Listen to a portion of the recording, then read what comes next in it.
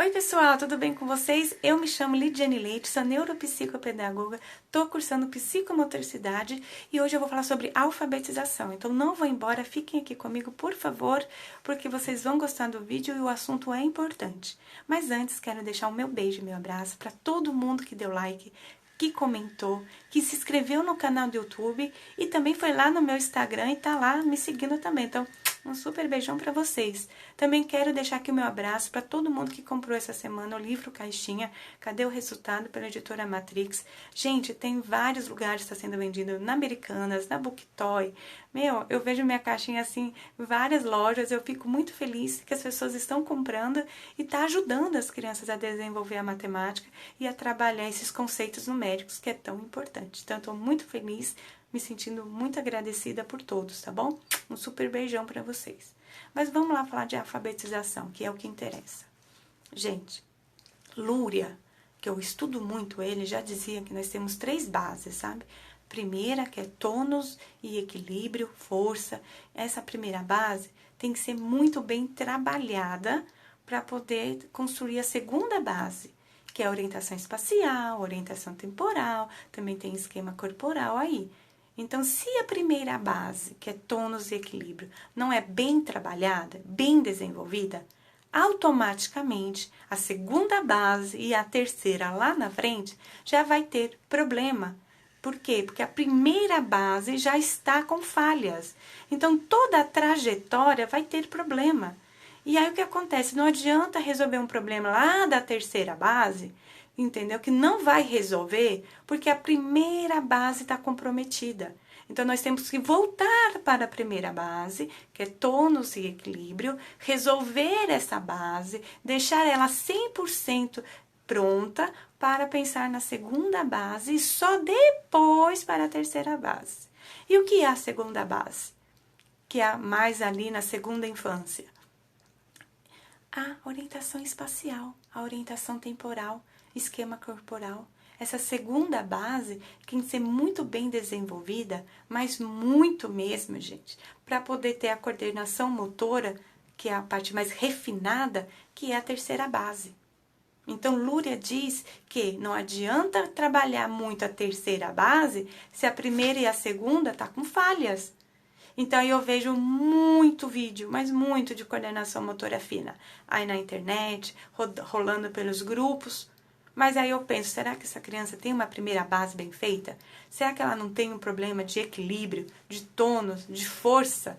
E aí precisa de uma ação de uma terapeuta ocupacional para fazer um trabalho sensorial nessa criança? Será que ela tem orientação espacial e temporal para poder transferir para o papel? Porque sempre parte do corpo, gente. Tudo parte do corpo. Esquema corporal, orientação espacial e matemática, por exemplo, é pura posição. Então, se eu não consigo me orientar no espaço e no tempo, como é que eu vou transferir isso para o papel? Então, quando vocês forem alfabetizar uma criança ou avaliar uma criança, entendeu?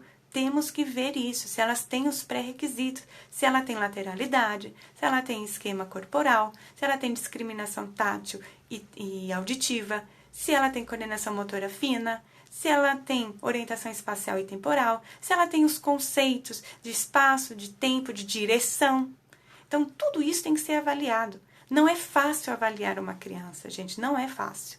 É assim, é gratificante, é maravilhoso, mas é trabalhoso. Você precisa ter essa visão ampla do todo, porque criança não é só cognitivo, ela é emoção, ela é motor. Então, você tem que avaliar tudo. Igualmente professora. Quando eu falo que professora tem que analisar a criança, tem que observar a criança, não é para ela se virar psicóloga, nem otorrina, nem oftalmo. Não, mas ela tem que perceber, porque ela fica o maior tempo com as crianças. Então ela tem que ter esse olhar sensível, essa sutileza, ela perceber esses sinais que a criança mostra. E às vezes não mostra na sala, mostra no parquinho, no refeitório. Então a professora tem que ter esse olhar, como a mãe também. Mãe tem que prestar atenção na criança. Não é responsabilidade da escola falar para a mãe, olha, tem que levar seu filho no oculista. Não, a mãe tem que perceber. Por isso que eu sempre falo, leve as crianças aos médicos. Façam por uma questão de prevenção. Gente, quem pede chuva tem que aceitar a lama também. Isso eu ouvi num filme do Denzel Washington, no filme O Protetor, se não me falha a minha memória. E ele dizia isso, você pede chuva, você tem que aceitar a lama também. E no nosso caso, quer dizer, nós queremos avaliar uma criança, então nós temos que estudar muito. Se eu não estudasse muito, eu jamais saberia que uma privação de sono pode ser confundida com TDAH. Se eu não fosse atrás de saber o que é processamento visual, eu jamais poderia imaginar que uma síndrome de Irlen pode ser confundida com uma dislexia. Então nós temos que saber das coisas, estar presente nos congressos, estudar, ler. Entendeu? Para quê? Para você ampliar a sua visão, ter ferramentas, ter os instrumentos para você enxergar a causa e não ficar lidando com sintomas. Então, pensem nisso, entendeu? É importante estudar, é importante procurar pessoas capacitadas, de nome. Também não dá para fazer qualquer curso ou seguir qualquer pessoa, porque eu vejo muita gente aí ensinando instrumentos que já nem é mais usado. Eu vejo aí pessoas dando supervisão, falando coisas que ela não sabe das outras possibilidades, mas é porque ela não estudou, ela não foi atrás. E a ciência avança muito, então tem que estar sempre estudando, sempre lendo. Tá? Alfabetizar uma criança não é fácil, então a gente precisa ter essa noção e essa importância, porque nós não estamos lidando com produtos, e sim com pessoas. E eu sempre dou o exemplo do celular. Não adianta você comprar um celular de última geração, com maior capacidade de memória e de processamento, se você não for lá na lojinha e colocar os aplicativos certos. Entendeu? Como você vai fazer um pagamento se você não for lá instalar o aplicativo para pagar? Muitos dos aplicativos não vêm de origem, não vêm da fábrica. A mesma coisa o ser humano. Muitas funções, muitas habilidades, muitas ações precisam ter dentro do nosso cérebro instalados alguns aplicativos. E isso como faz? É sendo construído, é brincando. É uma primeira infância boa, é uma segunda infância boa para ter um desenvolvimento aí adequado e legal.